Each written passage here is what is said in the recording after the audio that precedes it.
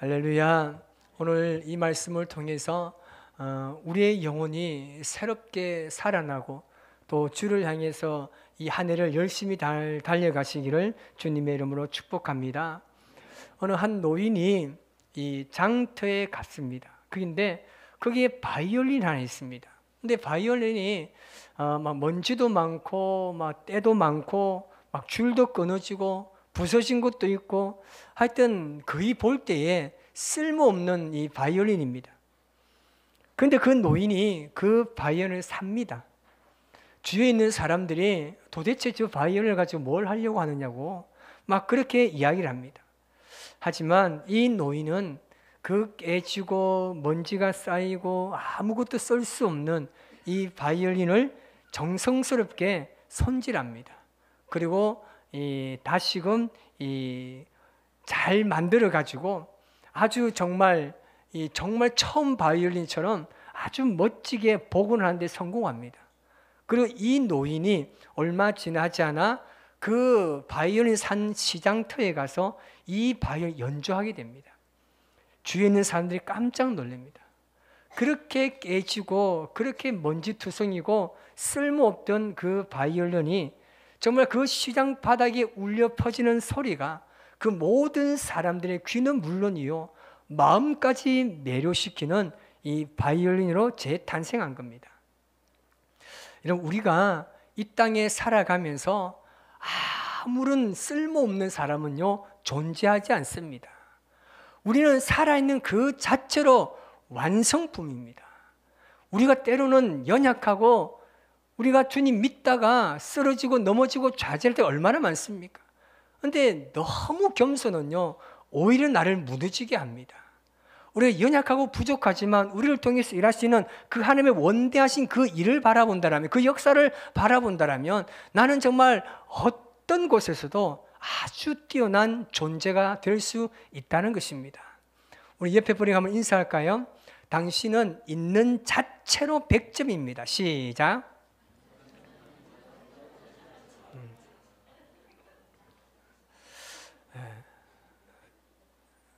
왜 웃으시는지 모르겠지만 어쨌든 오늘 말씀해 보니까 이 마른 뼈가 등장합니다. 그리고 이 마른 뼈가 있는데 하나님께서 에스겔이라는 선지자를 하나님께서 부르셔서 이 마른 뼈들이 있는 골짜기로 이 에스겔을 인도합니다. 골짜기 가보니까 뼈가 엄청납니다. 근데 뼈는 뭡니까? 죽은 시체가 썩은 뒤 남은 게 뼈입니다. 그래서 이것은 죽은 사람을 상징하는 것이죠. 그리고 그 뼈가 골짜기를 메울 만큼 엄청나게 많습니다. 온 백성들이 다 죽었다는 상징적 의미를 가지고 있습니다. 다시 말하면 에스겔이 오늘 환상 중에 본 이 마른 뼈는 영적으로 죽어 있는 이스라엘 백성들을 상징하고 있습니다. 하나님께서 그 에스겔을 데리고 가가지고 하나님께서 묻습니다. 3절 말씀이 이렇게 말합니다. 인자야, 이 뼈들이 능히 살 수 있겠느냐?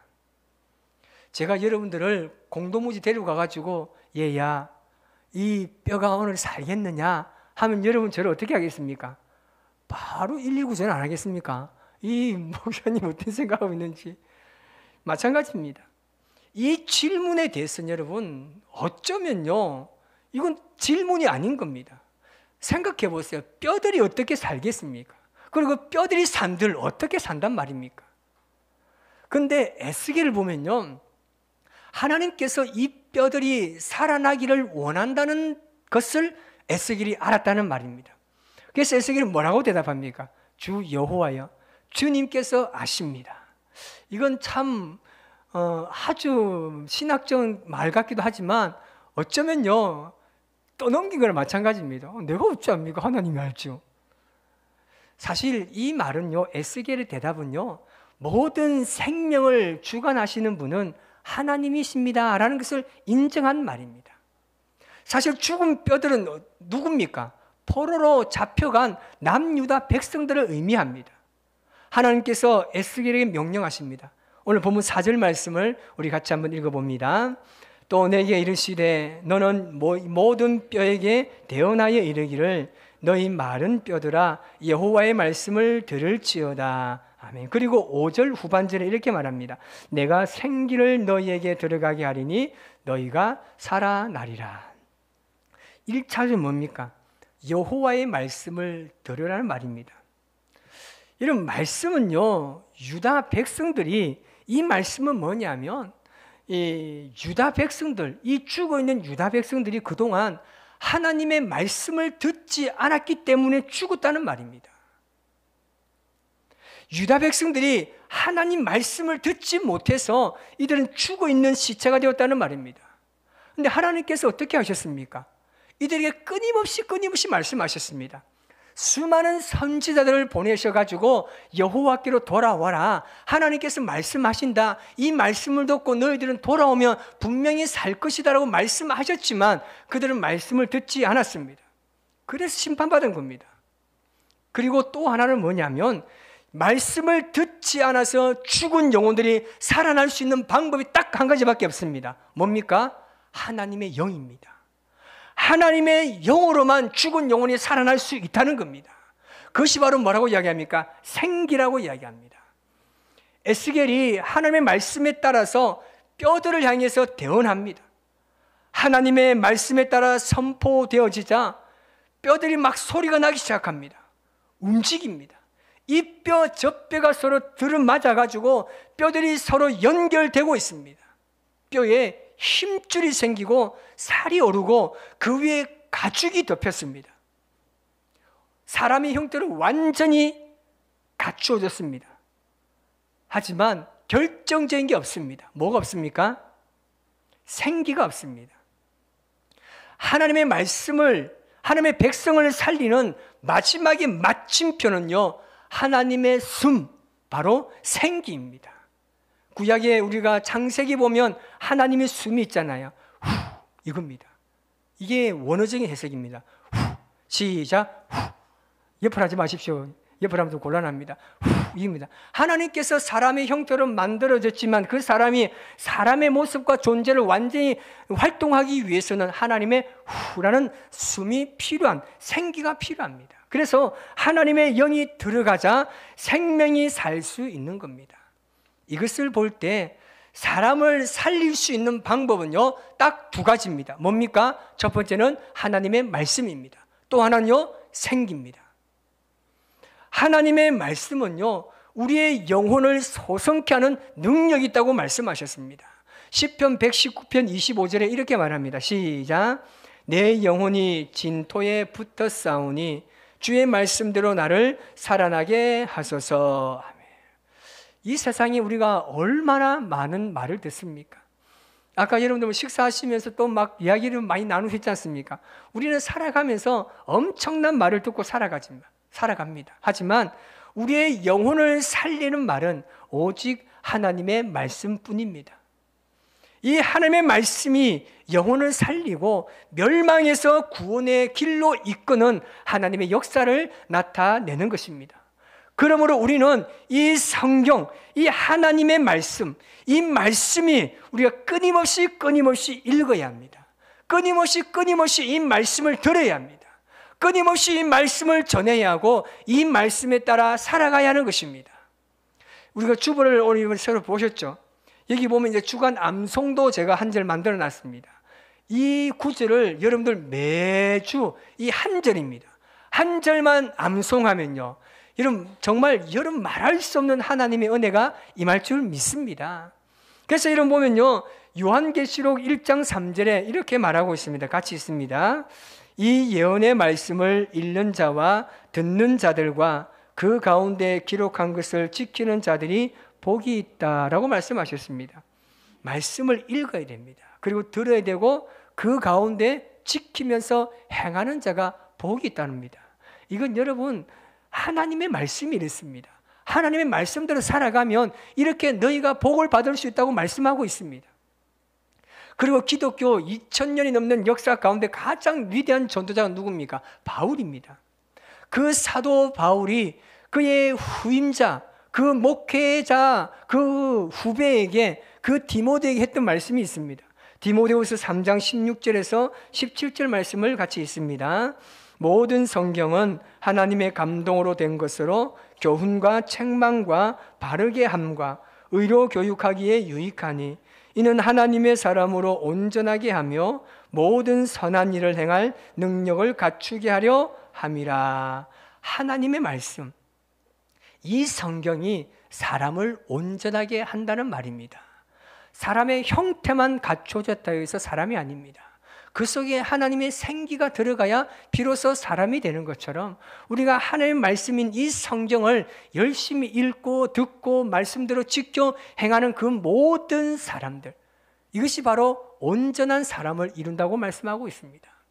에스겔은요, 자신의 생각이 아니라 하나님의 말씀에 의지하며 대언했습니다. 굉장히 중요한 부분입니다. 우리가 하나님의 말씀을 전할 때 중요한 것은요, 자신의 뜻을 전하는 것이 아닙니다. 하나님의 뜻을 전하는 겁니다. 그래서 내 생각과 내 감정에 함몰되어서 이 본질적인 것을 다 놓쳐버리고 비본질적에 사로잡혀가지고 전해서는 안 되는 것입니다. 있는 그대로 전해야 되는 겁니다. 그래야 살아나는 역사가 일어나는 것입니다. 오늘 우리가 이 말씀을 통해서 얻을 수 있는 교훈이 무엇입니까? 오늘 이 말씀의 핵심은 무엇이라고 생각합니까? 하나님의 말씀입니다. 우리가 하나님의 말씀을 여러분 듣지 않고 그 말씀에 따라 살지 않으면 살아있으나 우리는 죽은 존재나 마찬가지라는 사실입니다.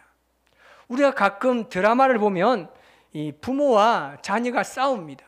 여러분들 아마 다 해보셨잖아요. 자녀는 부모와 싸워보실 거고 부모는 우리 자녀들과 아마 다툼을 해보았을 겁니다. 그때 보면 막 부모가 화가 머리 끝까지 올라가면 자녀에게 최종적으로 뭐라고 합니까?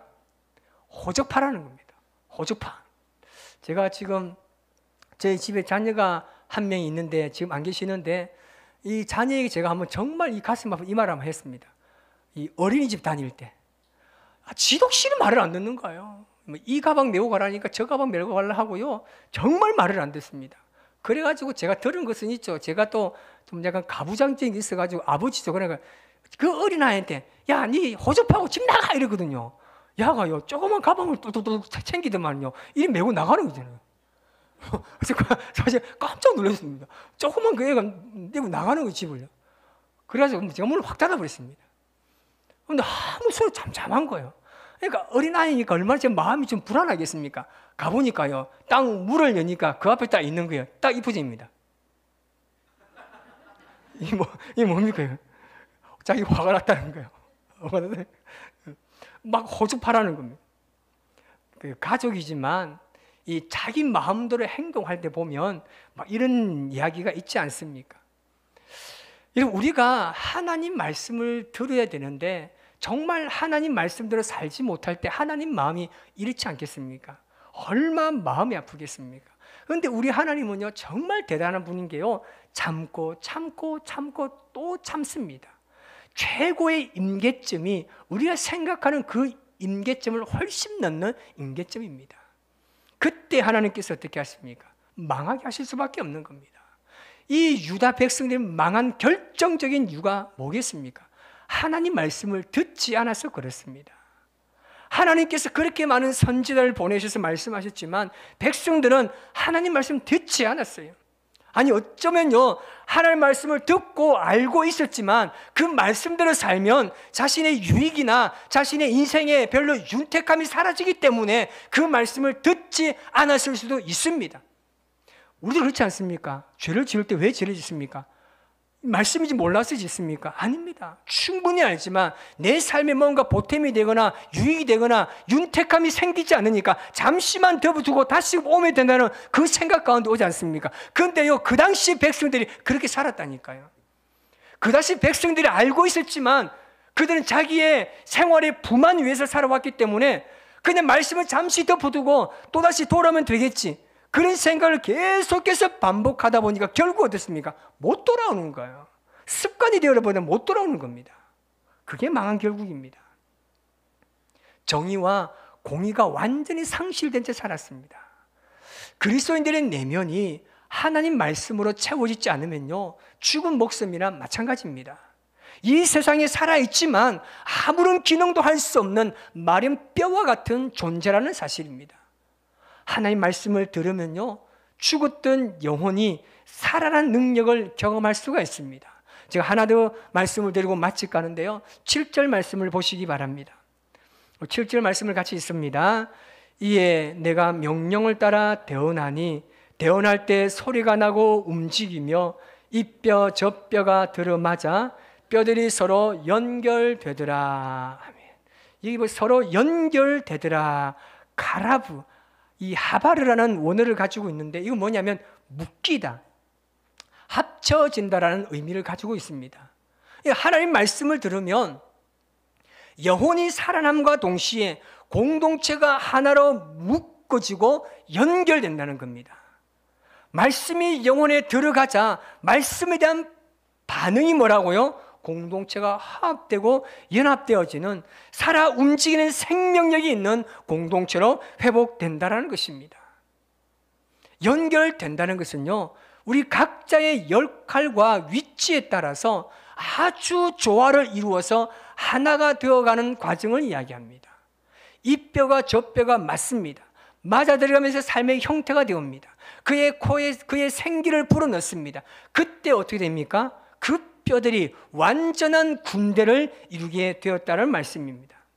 교회 안에서 각 지체가 서로가 존중해 주십시오. 서로 협력을 잘 하시기 바랍니다. 누군가가 모자라거나 부족함이 있으면 때로는 우리가 지적할 수도 있지만 끝내는 그들을 품어주고 잘 협력하고 나아간다면 우리는 정말 하나님의 온전한 군대가 될 수 있을지는 믿습니다. 결론적으로 우리 그리스도인들은 매일 하나님 말씀을 듣고 받아야 합니다. 하나님의 말씀, 그 말씀, 우리는 하나님의 생기, 다시 말하면 성령의 능력으로 힘을 얻어야 하나님의 뜻대로 살아갈 수 있습니다.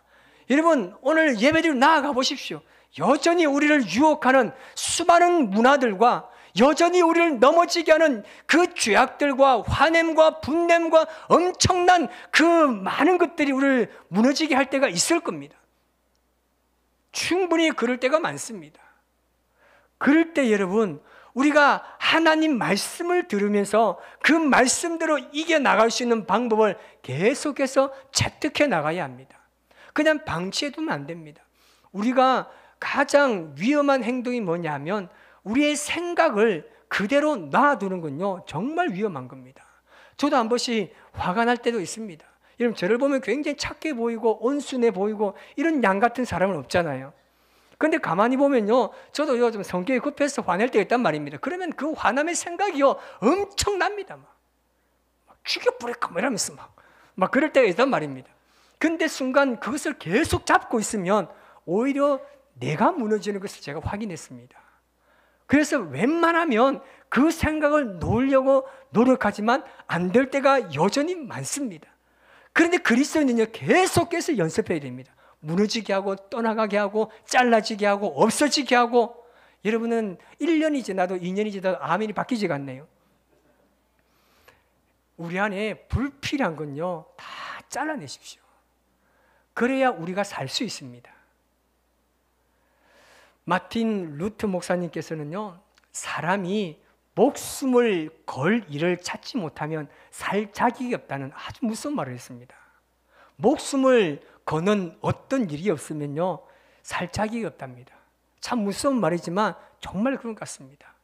올 한 해 여러분 어디에 목숨을 거시겠습니까? 아마 제가 지금 말하기 전에 여러분 다 생각할 겁니다. 아, 목사님 또 하나님 말씀대로 목숨을 걸으라 하겠구나라고 생각하겠지만 그게 정답입니다. 우리가 올 한 해 정말 내 인생, 내 삶의 목숨을 이 말씀에 걸어보십시오. 말씀이 나를 살게 한다니까요. 말씀이 나를 새로운 변화로 이끌어갑니다. 내가 생각하지 못한 그 일들은요 말씀을 통해서 주시는 하나님의 놀라운 신비인 줄 믿습니다. 그것을 기대하며 살아갑니다. 그래서 제가 여러분 내일 모레 준비한 게 있잖아요. 뭐가 있습니까? 신년? 아니요, 빠졌잖아요. 신년 축복입니다. 축복을 받아야죠. 아직 기도 안 쓰신 분들이 계신데 제가 여기 딱 내놓고 제가 새벽마다 지금 기도하고 있는데 그 기도 우리 종이 있거든요. 나중에 가면서 가져가십시오. 딱 적어가지고 새벽 기도 오셔가지고 딱 하십시오. 넣어놓고 하십시오. 그게 정말 내 인생에 목숨을 걸을 그 기도 제목, 그걸 여러분 적어주십시오. 그래서 함께 기도하면서 올 한 해 정말 말씀대로 한번 살아보자는 결단, 올 한 해 꼭 한독해야지, 제가 안 하는 거 다 알고 있습니다. 그래도 그런 결단으로 시작해